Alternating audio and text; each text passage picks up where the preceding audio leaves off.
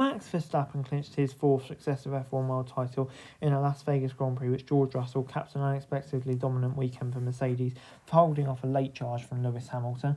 Verstappen joined the exclusive ranks of four-time world champions by achieving the minimum requirement of finishing one place ahead of Lando Norris in order to secure the championship with 2 rounds to spare. Russell, meanwhile, motored away into the distance to the race itself to the end of Mercedes' 4-month wait for another victory in F1.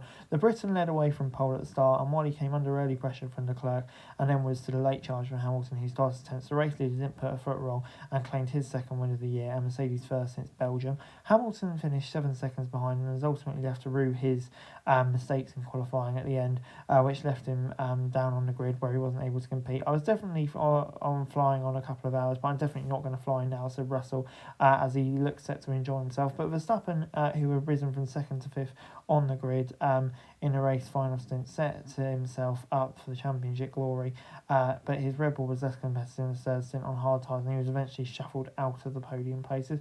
After being overtaken by Hamilton soon after their respective stops, a relatively compliant Verstappen, who had clearly had the wider title in mind, was then overtaken by the Ferraris, who had traded positions several times, with being the lead car until pitting. Leclerc was furious after losing out to teammate Sainz. While Norris' McLaren was off the pace and a further 10 seconds back to Ferrari, there's no real threat of Verstappen losing ground to him and winning the championship. Indeed, running in something of a no man's land in sixth, Norris made a late pit stop for fresh tyres in order to take the bonus fast at that point. While with having no impact on the outcome of the driver's title, it may be useful for McLaren trying to close out the constructors. With Oscar Piastri only 7th in the sister car, McLaren's lead over Ferrari has been reduced to 24 points ahead of the final 2 races in the Middle East. Constructors title holders Red Bull are still mathematically in the hunt, but 54 points. They need to reduce the deficit by at least 10 in Qatar to stay in the mix. Pretty unlikely how Perez is performing. Hulkenberg drove strongly to take Haas back ahead of Alpine in 6th, beating Yuki Tsunoda in 9th for RB, and Sergio Perez managed to round out the points. But Mercedes' 2024 car has proved wildly inconsistent, yet when placed in a narrow operating window, it thrives. It can be particularly impressive. Las Vegas proved one of those rare and, from a team perspective, mystifying weekends. After storming to a brilliant pole in qualifying under the lights of Sin City, Russell successfully navigated potential pitfalls in the race first lap as Leclerc leapt from 4th on the grid to 2nd ahead of Sainz and Alpine, Gasly.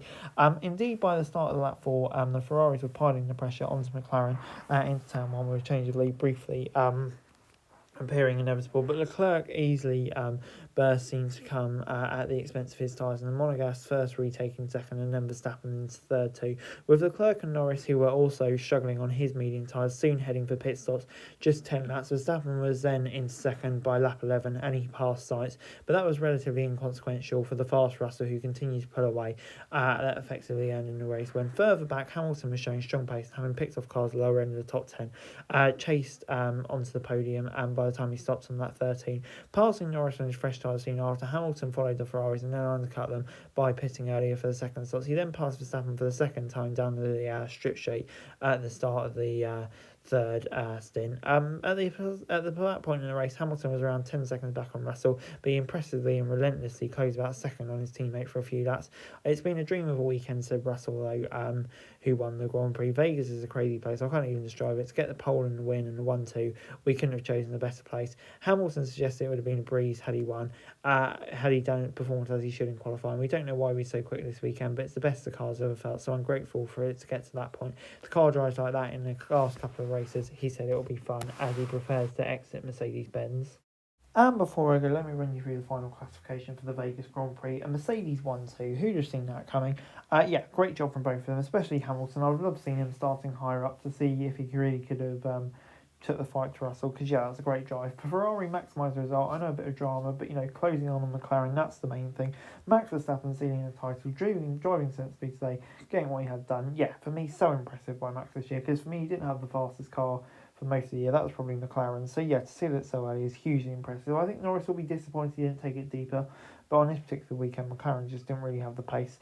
And yeah, I think that showed with their positions. Hulkenberg, another great drive for them, and how important could that be for Haas? With them finishing above Tsunoda, and Perez getting back to the points, but yeah, not really much to write home about it, is it? To be brutally honest, should be ahead of Tsunoda and Perez as a bare minimum. Alonso, I think great drive from him, because he was obviously started well down. Magnussen probably would have liked to have been a bit higher, to really help his team out. But Hulkenberg did the business for them. Joe did a great job for them to be competing the state with the other cars. You don't see that very often at the moment. Colapinto 14th, it was all right, I suppose. Obviously, Williams getting unlucky with Albon, but they're kind of in no man's land now. Stroll 15th, yeah, way off Alonso, but apparently he had no radio, so in that case he did a respectable job. And then Lawson and Ocon and Bottas, yeah, just not really having the pace. And obviously the early retirees getting unlucky, especially Gasly, really would have been interested to see what he could have done this weekend. Obviously with his great starting Anyway guys, position. that's it for this video. Thanks very much for watching. Remember to like, share and subscribe. Follow us on our socials, link in the description below for daily F1 news, meme and content. Subscribe to our other channels on screen right now, that'd be greatly appreciated. Thanks very much for watching. Peace out.